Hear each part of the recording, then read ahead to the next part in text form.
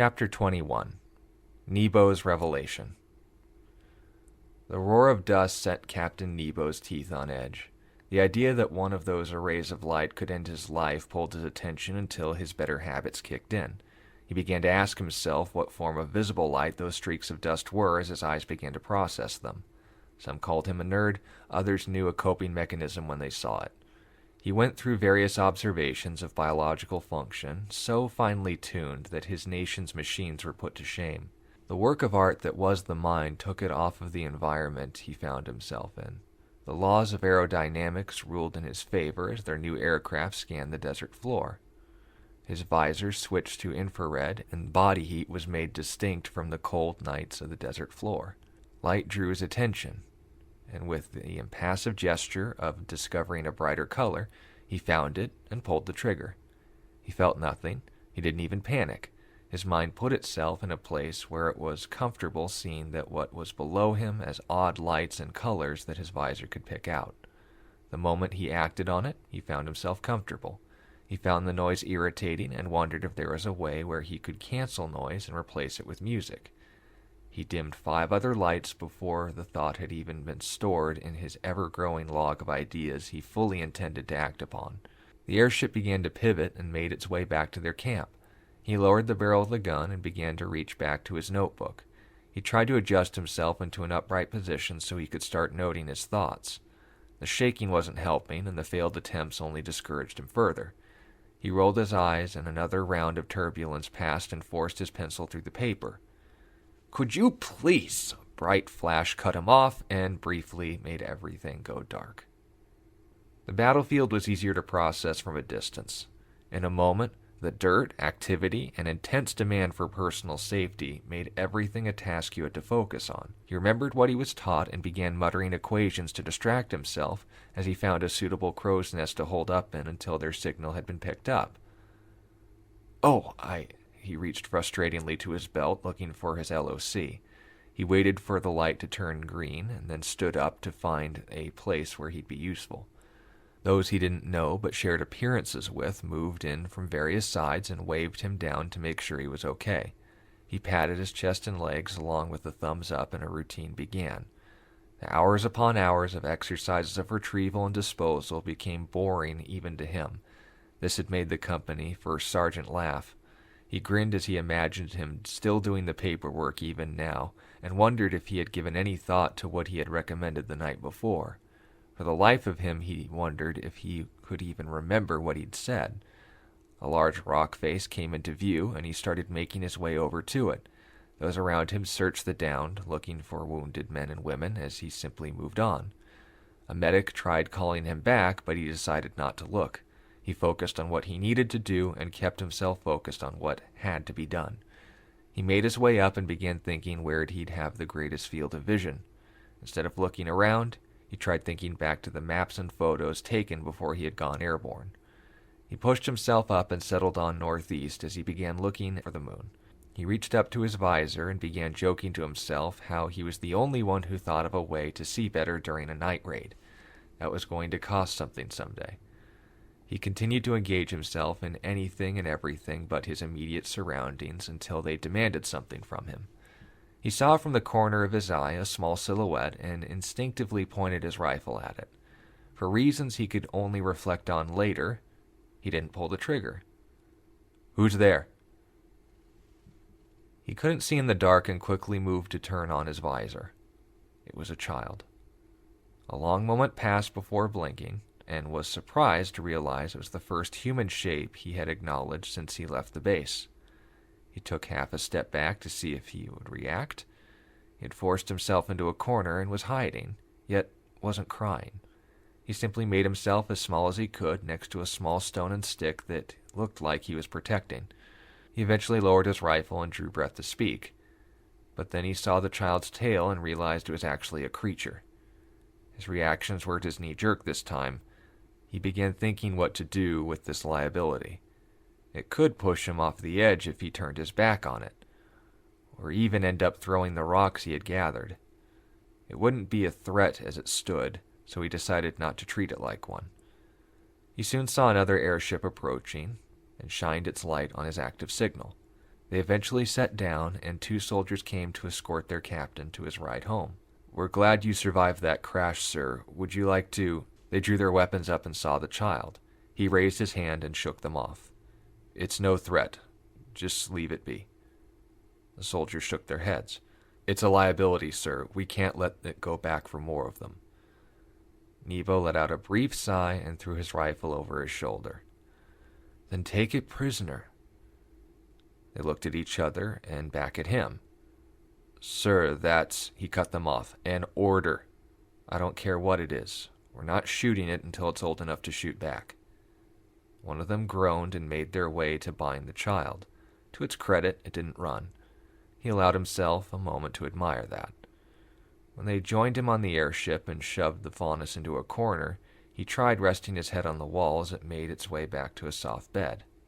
With his eyes closed, he began asking the soldiers questions over the din. "Did we accomplish our objective?" One of the white helmets in front of him bobbed up and down, suggesting he heard and understood in the affirmative. He nodded, figuring that was as sound form of communication as any. A pressure kept him from relaxing that wasn't anything he could narrow down as discomfort. Though everything around him was shaking and the noise was deafening, something else was bothering him. He finally opened his eyes again and saw across the cabin 2 shining eyes looking back at him. He blinked briefly and realized he had seen those eyes before. Like a feline, he was taking in more light than humans could unaided. This impressed him. He began going through what must be going on in his mind when taking in the world with this sort of advantage. It went against everything he knew to say it, but he admitted it. This thing didn't need a visor. It was one. He met it eye for eye and began studying the half-spheres of silver that met his own. It captivated his attention until they landed. Then another more pressing pair of eyes drew his attention. "Colonel," he saluted. "What are you doing, Captain? This isn't going to give us any intelligence. You should have just shot it." Nebo let himself down and approached his superior. "Sir, with your permission, I'd like to be sure of that first." A one-sided argument ensued, leaving the child to stare at them both. He didn't understand them, but knew who was winning. One got more frustrated than the other and eventually walked away. The tall one he saw sent 2 others towards him and began taking him to a small room he eventually discovered was filled with empty cages. They threw him in one and left him alone. When the lights went out, he immediately went to gather dirt and found another suitable replacement for the stick he had before. Content, he smiled as he cupped his hands around the top and a small center of warmth gathered on the edge. Eventually the door opened again, and only the man was there with the other 2. They took him out after a brief struggle to another small room with his hands and feet tied. They set him in the middle of the floor and left the room with the other man. He was sad, but remembered not to let it show. It was Nebo's turn to stare. He let the air hang in the room for a long while until he finally spoke. "Can you understand me?" No response. "What's your name?" Nothing. He took another moment to gather his thoughts and overcame a series of private objections to what he was about to say. "What was that you had?" The little one looked up and he noticed his aura blinked. "It's my birthday. I made a cake." Timothy Nebo was not an emotional person. Almost to a fault, he took things on a fact-by-fact basis and only considered something worth his attention if he could find out how it worked and if he could make his own version of it. That moment was the first time since his childhood that he began to cry. He wasn't hurt. He wasn't lost. He simply heard what he had been taught was inhuman act more humanely than he had since he received his degree. The little one cocked his head and noticed the tears. Though his hands were bound, he tried to reach for a tissue he saw on the man's desk. "What's wrong?" He took in a sharp breath and wiped his face.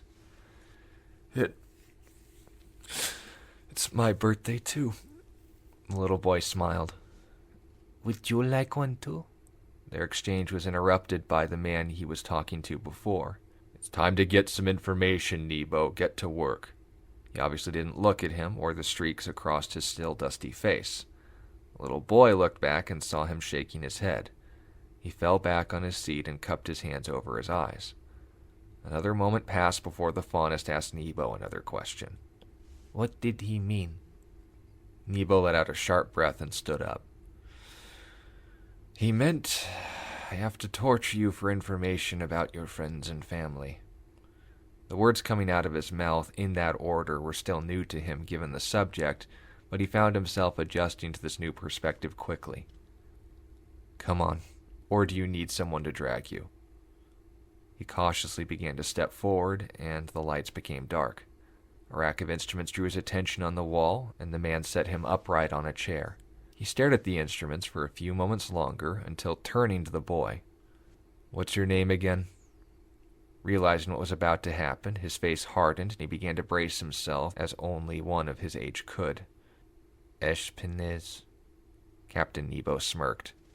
That's a funny name to me. He reached for a broad and flexible rod from the wall and turned to the boy. Well, let's get this over with.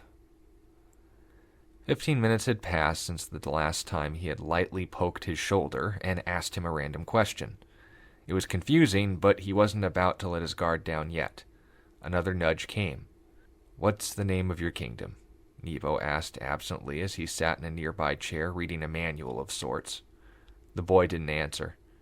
Nebo wrote that down.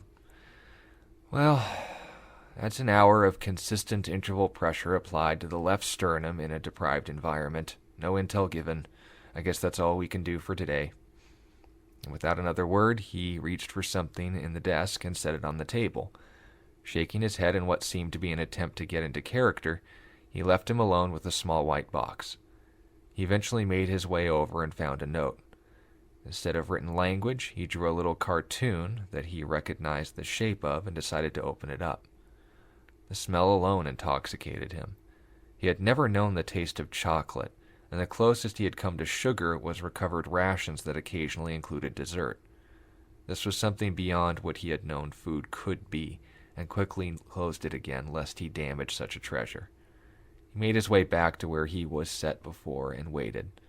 And with only that white box on his mind, time passed, and it still captivated him. Voices eventually drew closer until the door opened once again.